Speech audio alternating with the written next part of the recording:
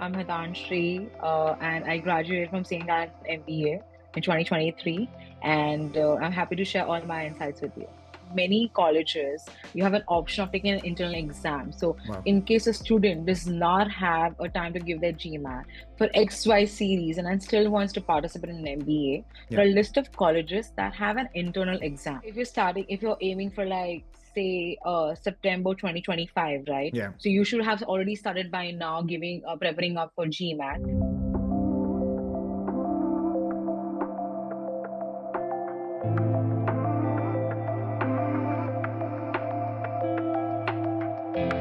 Hi, Tanshri. Welcome to Croissant Corner, powered by Masters Admit. Thank you so much for taking time out and sharing your MBA experience with our audience.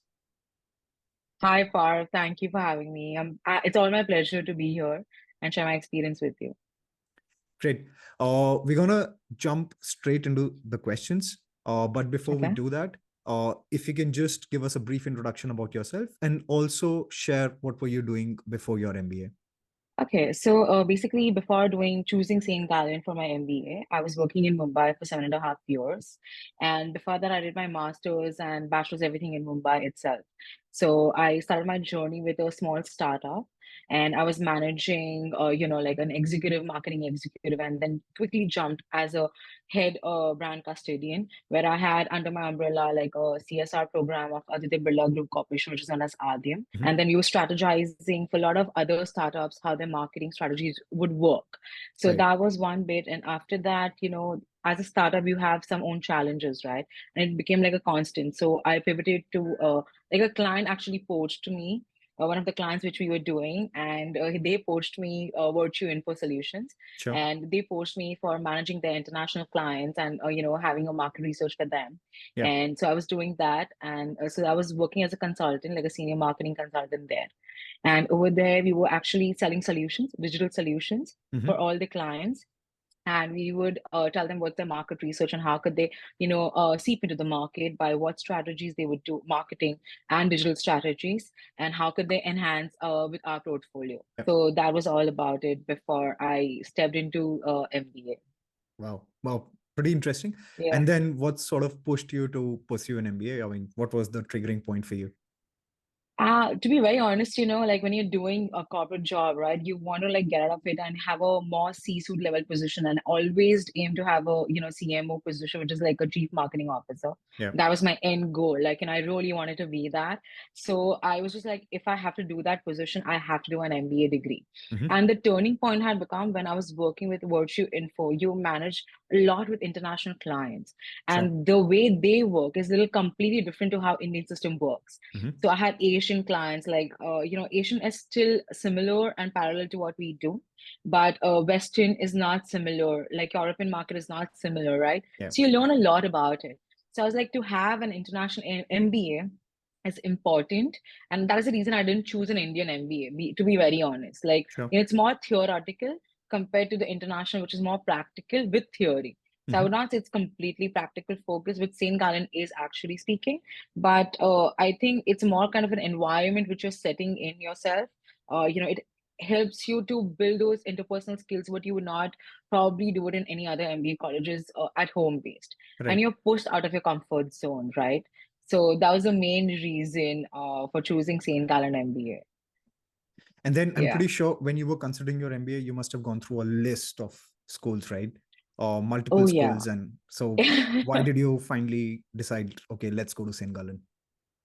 See, I'll be very honest. I had a lot of lists, and I only wanted to go to top 100 colleges. I didn't want Yeah. to go to below 100. And below 100, I was getting a lot of offers, and you're getting scholarships and everything, all of that. Mhm. But the reason of choosing top 100 was A, you get an ROI of the money sooner or later. Sure. Also, there are a lot of good people that you set up yourself with, and you have to be, you put yourself into like a team that is international, more experienced, and they all come with experience. Mhm. I'm not saying that the other colleges don't. It's more like, they're academically strong with the experience. That just makes a little more difference to what you do. And they have a Sure. name for a reason, right? Like they're in Yeah. the top 100 for a reason. So I was very stubborn on that. Like I only Mhm. wanted in top 100, whether it would be in US or Europe or, like maybe Singapore, Yeah. and those three were my destinations. US, I applied to a lot of colleges as well. Canada also, but the problem was I didn't want to go far, so my preference was Europe, Hmm. and my preference was Singapore. I'll be very honest. NUS was one of my colleges. Like I want to go into NUS. Then Warwick was one which I got into. St. Gallen was one. INSEAD was one. London Business School was one. The reason I didn't get into London Business School, in CR and other options was because my GMAT score had expired. So Okay. I gave my GMAT in 2016, Sure. and those colleges asked me to give my GMAT again. And because I was working as a senior marketing consultant and working with international client, and the financial year is different, right? Like Right. for international, it's like Monday to December, sorry, January to December, and in India you have it like from April Too to much. March. Yeah. So, like, it was not feasible for me to give in GMAT. And that is the reason I lost on, those top niche colleges like London Business School, INSEAD, and other colleges like, I think Warwick, NUS also said that only because of a GMAT score, Yeah. I just left behind. But I think Warwick, then we have Alliance Master, Manchester Business Manchester. School. Yeah. So all of those I applied and I got into that, and then had to just see what are the reasons, like what would stand out, right? Like, and how would I stand out by doing an MBA in Alliance Manchester School, or Warwick, or St. Gallen, or anywhere other. Yeah. So I thought about choosing St. Gallen. A highly is because of the alumni network, Hmm. and they have more practical focused MBA. They don't have more of theory, Yeah. and also they have short courses in between, which is very very interesting, like startup week, storytelling week, and also communication week. Sure. Many people feel, oh, it's just like we can, what is that cost? Yeah. But when you speak in front of like a 45 people, or 48 people, or actually 55 plus, and then you feel like, okay, you do have shivers, and you do have that kind of a fear which actually breaks through Yeah. by presenting. So that is kind of a very, very good thing I feel St. Gallen does. Sure. And they have amazing career fairs. Like few career fairs are very, very good, and you can network also. So Hmm. it all depends on how you approach to those, and then speak to the alumni and stuff. So Yeah. that's the reason of choosing St. Gallen. I was actually in a very big dilemma of choosing Warwick and St. Gallen, because in Warwick it would be more easy, and I would not be pushed out of the comfort zone. A, because you have a lot of Indians there, and you have like a whole community, right? But Yeah. in Switzerland, I didn't have anyone. Right. So then, you had to build that whole network. And I Sure. was willing to do that, like if you've gone for a year, try to build that network so you are pushed out of your comfort zone completely. True. So that is something I wanted for myself, to push completely out of my comfort zone. And that is the reason I chose Gallen MBA with Yeah. alumni network Yeah. and other stuff. Yeah. Yeah. Seems like it was a pretty interesting journey for you, and we'll pick that later. But before we cover Sure. that, I just wanted to check. So you said that you did not appear for GMAT because so you did not retake the GMAT exam, and still you got a Yeah. chance to apply at St. Yeah. Gallen. So how does that work? Is there an internal test which they organize, and what was the application process in that case? Correct. So, when I would want to notify this to you that, many colleges, you have an option of taking an internal exam. So, Wow. in case a student does not have a time to give their GMAT for XYZ reason and still wants to participate in an MBA, Yeah. there are a list of colleges that have an internal exam that you Okay. can approach them and tell them that, is that okay that my GMAT score has expired, or I cannot take GMAT score for whatsoever reason, Yeah. but I have scored XYZ. My transcripts of college and my school has been outstanding or has been good. And can I request you for doing an internal exam? So if a college says yes, you need to email them or Yeah. request them. And if they say yes, then during the application process, you're notified when can you give an exam, and Okay. you're giving that exam through a monitored channel, right? So they Sure. monitor you during the time you're appearing for an exam. Hmm. I would say it's a mini version of a GMAT or a Okay. GRE. Okay. I would not comment much of GRE because I don't know about that. Yeah. But GMAT is really equivalent to any internal exam you would be giving for an MBA college. So Yeah. if you have gone through the books also, would be easy for you to, give that exam and get through the certification. Sure. Second, I would say the application process not only is about your score, but mainly about your experience and how you articulate that experience. Very, very important. By having the letter of recommendation, I would suggest must show the leadership quality. Like how Mm-hmm. many people did you manage and what did you do?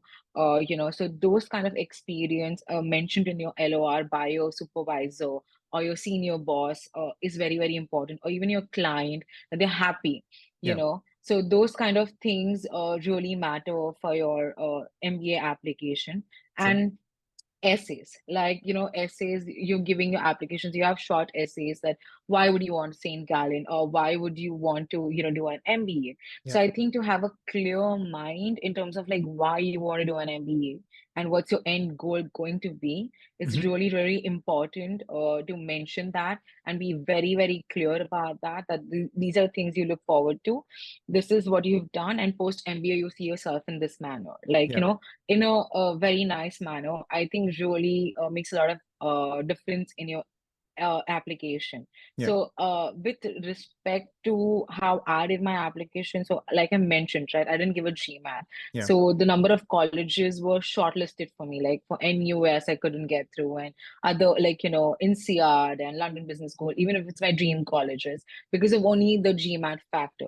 So Yeah. I would suggest that if a candidate wants to go for those niche colleges, please give your GMAT and take it seriously and start little early, Right.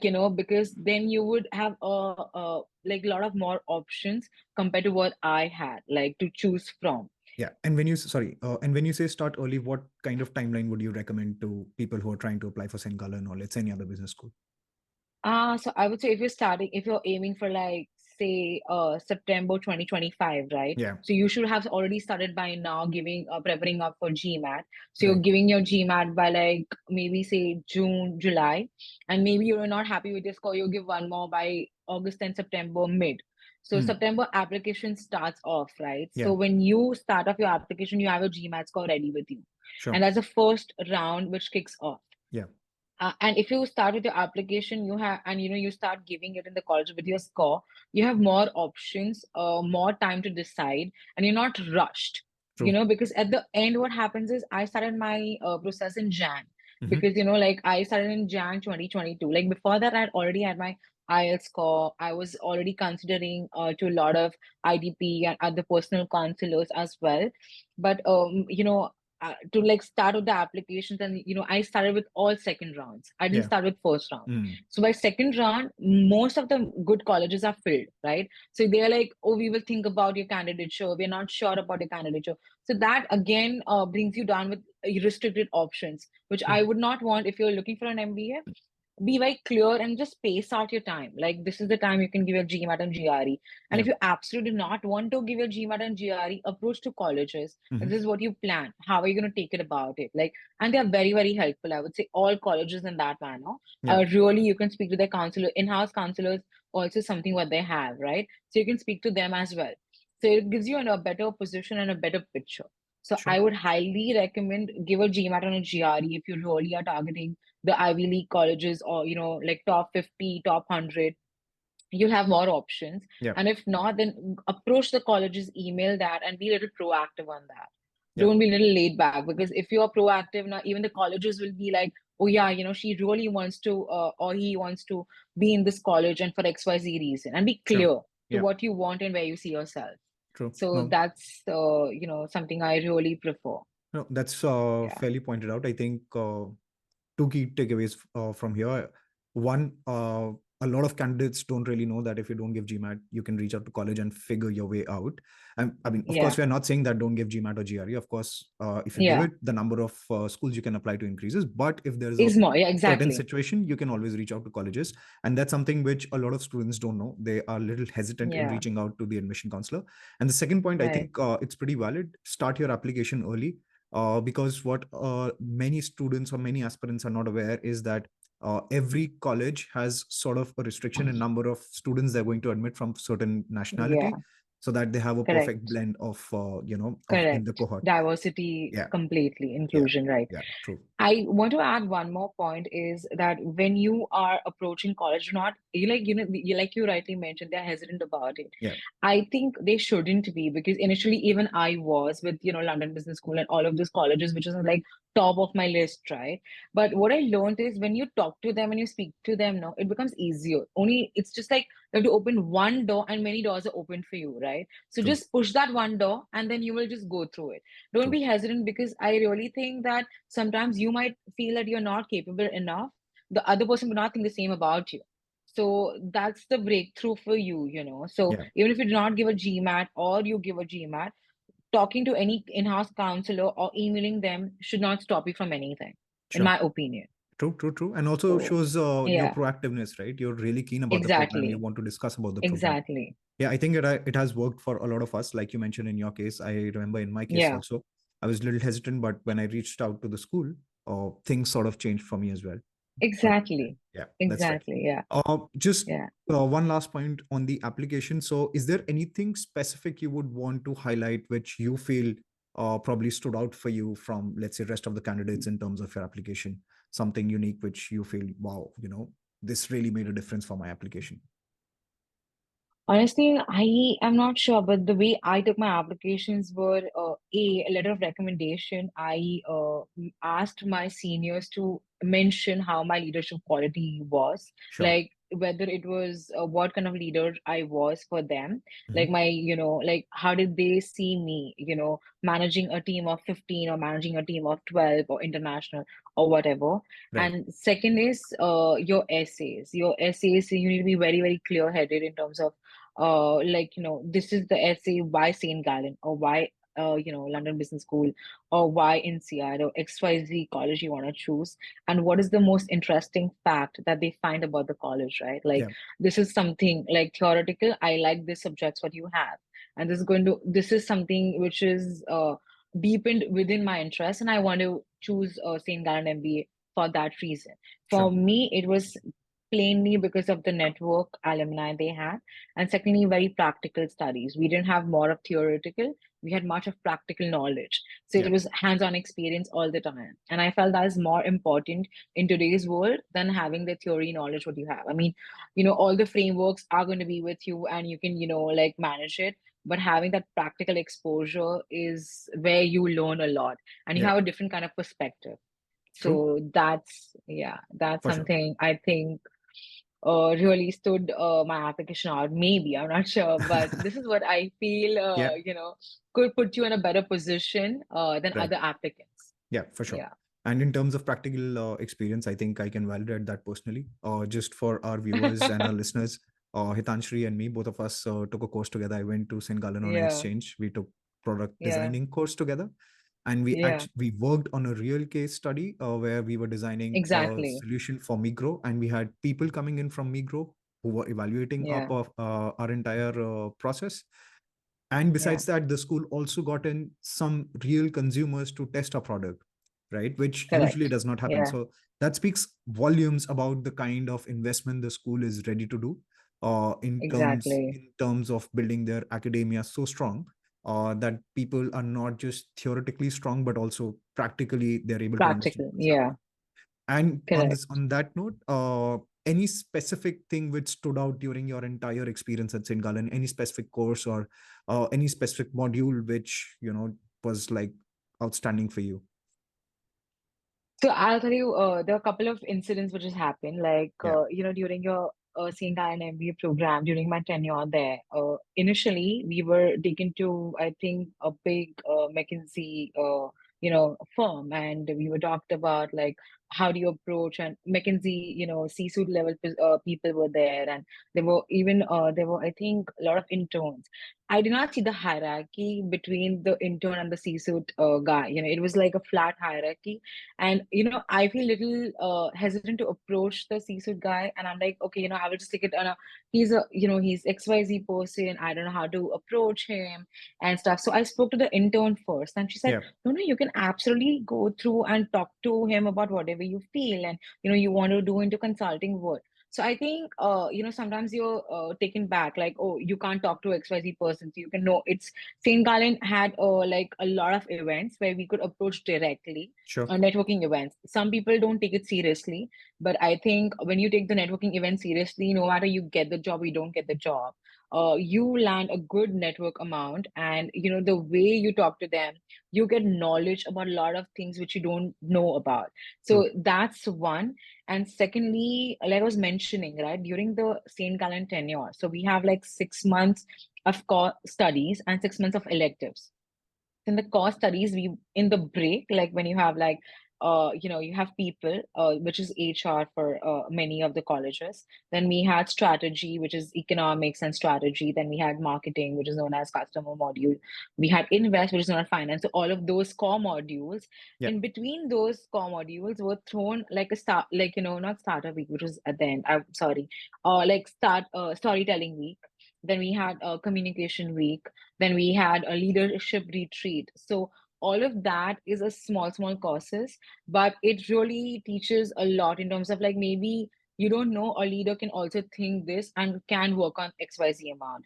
And storytelling is how do you articulate the story in Hmm. front of, I think, more than 150, 180 people. Right. Like, what is your strength? So we had all of that. And I think that just pushes you out from your comfort zone Hmm. and makes you like a mini TEDx speaker or whatever you say it, and you get that confidence and you Yeah. feel like, oh, it's really nice.